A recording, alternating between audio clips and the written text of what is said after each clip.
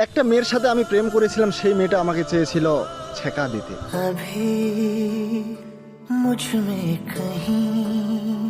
কিন্তু তাতে কি, আমার তো প্রেম করার অনেকগুলো এক্সপিরিয়েন্স আছে, কারণ আমি তো এর আগে অনেকগুলো প্রেম করছি।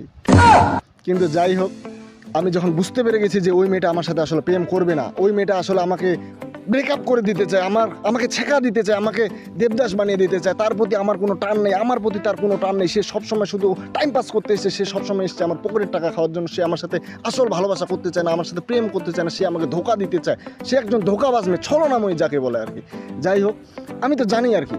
তো সেই মেয়েটাকে আমি ডাক দিয়ে আমার পকেটের 10 টাকা থেকে, আমার নিজের 10 টাকা, আমার নিজের ভাই, আমার নিজের পকেটের 10 টাকা ওকে দিই, ওকে বলি যে যাও তুমি একটা ঝালমুড়ি নিয়ে আসো।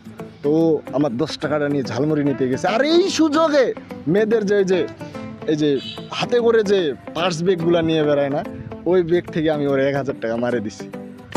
তারপর কি আর ব্রেকআপ?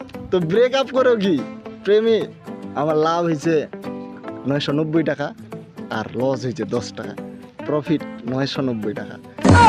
তো প্রেম করতে গেলে বুঝে শুনে পা আগান, নতুবা বিশ্বাস করেন আপনার টাকা খরচ না, আপনার গোটা জীবনটাই খরচ হয়ে যাবে, সত্যি বলতেছি। ধন্যবাদ।